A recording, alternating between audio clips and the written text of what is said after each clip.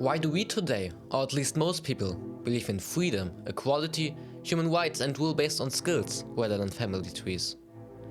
Seriously, that may seem like an easy question. Like, wouldn't it be obvious that every human should have rights that prevent him from being forced to work for nothing? For us today it is, but when you look back in history, this wasn't nearly the case. Take the Roman Empire. While being amazingly innovative, it still relied on slaves, who definitely didn't live under today's standards. And in the Middle Ages, kings ruled for no reason other than that people believed he was told to, by God. But something changed over the centuries, and that something is what we now call the Enlightenment. So let's talk about the Enlightenment.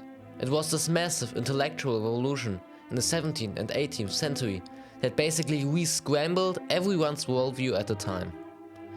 Originally, kings ruled by divine right and religion dictated everything. Then suddenly people started asking, what if we just used reason and logic instead of blindly following some weird thing we are being told to follow? Figures like John Locke came along and said stuff like, hey, maybe government should actually work for the people, not just for themselves. Then there's Voltaire, who was all about freedom of speech and religious tolerance, and Immanuel Kant, who drew up the famous line, "Dare to know." Basically, the Enlightenment was about ditching old ideas and thinking for yourself, and it's where a lot of our previously mentioned modern values come from.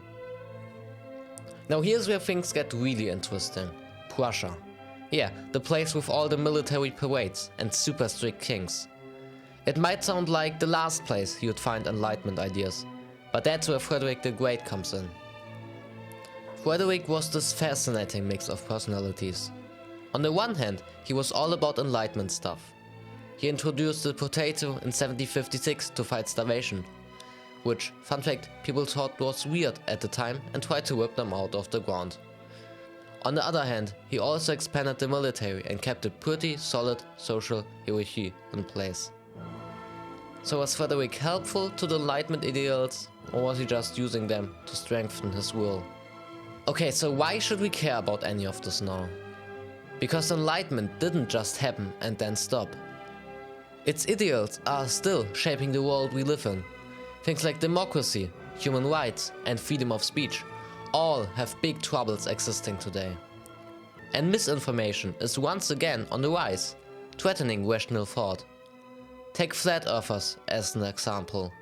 Without confronting any of you, despite overwhelming scientific evidence, only 50% of Americans actually believe that the Earth is round. Which may not sound like a lot, but that's 1 out of 2 people actually believing it.